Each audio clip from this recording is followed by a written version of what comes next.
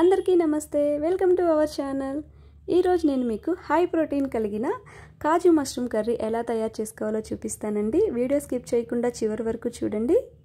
ముందుగా మనం ఒక బౌల్లో వాటర్ తీసుకోవాలి. దాంట్లో మష్రూమ్స్ని వేసుకొని నీట్గా వాష్ చేసుకోవాలండి. మట్టి ఉంటుంది కదా, సో నీట్గా క్లీన్ చేసి పెట్టుకొని మష్రూమ్ని అలాగే నీట్గా క్లీన్ చేసుకున్న తర్వాత కట్ చేసేసుకోవచ్చండి. నేనైతే దానిపైన ఇలా ఒక లేయర్ ఉంటుంది కదా, దాన్ని నేను చాక్తో తీసుకుంటానండి. నీట్గా అలా తీసుకొని 4 పీసెస్గా మష్రూమ్ని కట్ చేసి పెట్టుకుంటాను.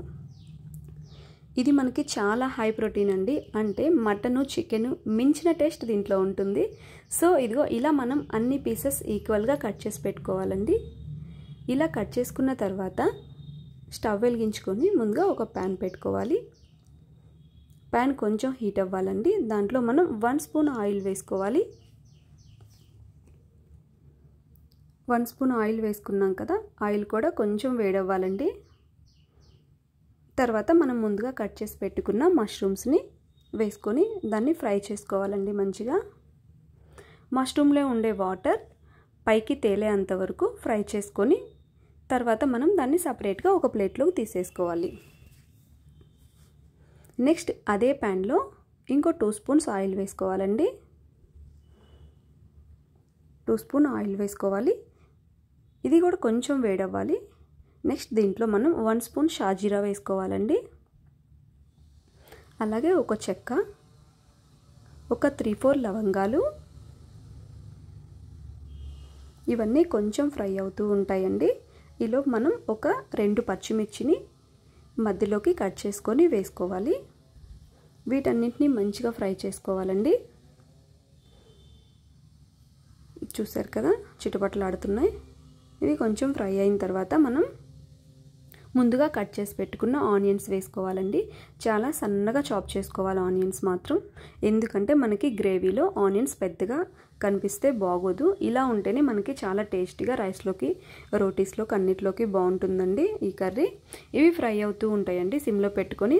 నెక్స్ట్ మనం ఒక మిక్సీ జార్ తీసుకోవాలి. దాంట్లో ఒక 2-3 బాగా పండిగా ఉన్న టమాటోస్ తీసుకోవాలండి, ఎర్రగా ఉన్నవి.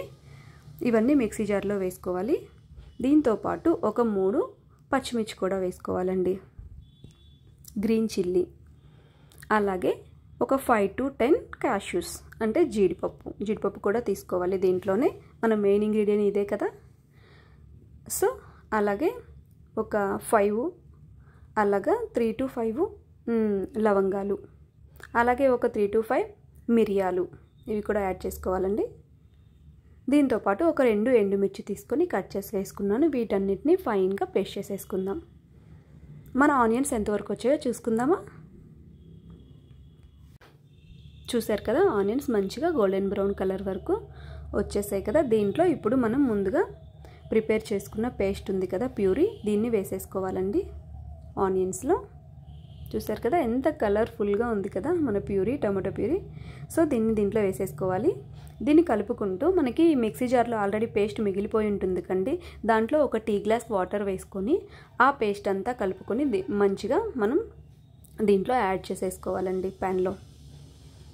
అదే వాటర్ మనకి సరిపోతుంది కర్రీకి. ఈ పచ్చి వాసన పోయే వరకు మనం ఈ ప్యూరీని ఉడికించాలండి. మనం టమాటోస్ అవన్నీ పచ్చిగా వేసాం కదా, సో అది ఆ స్మెల్ పోయే వరకు ఉడికించుకోవాలి. అలాగే దీంట్లో 1 స్పూన్ కారం వేసుకోవాలండి.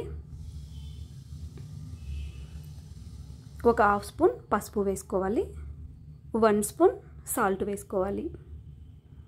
ఇవి 3 మంచిగా మన ప్యూరీకి పట్టేలాగా కలుపుకోవాలండి. కారం 1 స్పూన్ సరిపోతుందండి, ఎందుకంటే మనం ఆల్రెడీ మిర్చి యాడ్ చేసాం కదా, సో సరిపోతుంది.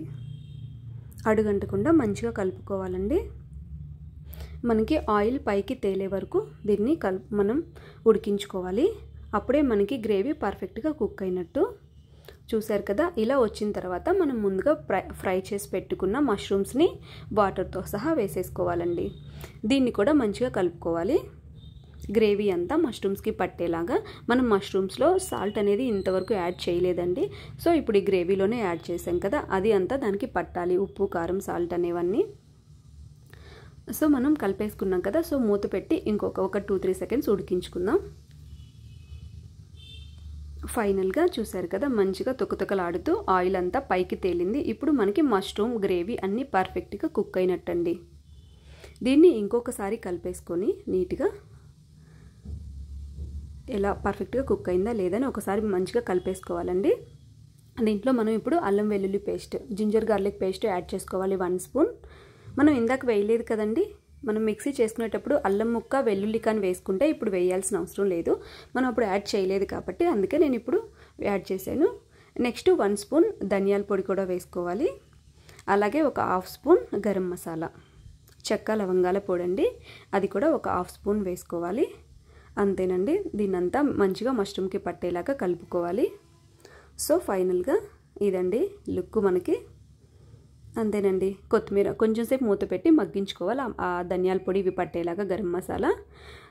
నెక్స్ట్ మనం వేరే ప్యాన్ పెట్టుకొని 1 స్పూన్ నెయ్యి వేసుకొని ఒక 50 గ్రామ్స్ వరకు క్యాష్యూస్ నేను వేయించుకున్నానండి, ఫ్రై చేసుకున్నాను. అవి కూడా ఫైనల్గా దాంట్లో వేసుకోవాలండి. ఇవన్నీ వేసుకొని మనకి ఆ నెయ్యి ఆ క్యాష్యూస్ మనకి ఎక్స్ట్రా టేస్ట్ ఇస్తుందండి కర్రీకి. చూసారు కదా, ఆ నెయ్యి ఫ్లేవర్ కూడా పట్టేలాగా కొంచెం సేపు మూత పెట్టుకొని మళ్ళీ 1 సెకండ్ అలా ఉడికించుకుందాం. అంతేనండి. మనం ఇప్పుడు ఫైనల్గా కొత్తిమీర కట్ చేసి వేసేసుకుంటే రెడీ అయిపోతుందండి. ఎంతో టేస్టీ కాజు మష్రూమ్ కర్రీ రెడీ. జీడిపప్పు పుట్టగొడుగుల కర్రీ. అంతే, మనం బౌల్లోకి సర్వ్ చేసేసుకుందాం. ఇది మనకి రైస్లోకి, చపాతీలోకి, బగారా రైస్, బటర్ నాన్ అన్నిట్లోకి ఎక్సలెంట్ కాంబినేషన్ అండి. ఈ వీడియో మీకు నచ్చుంటే please do like, subscribe, share. Thank you so much.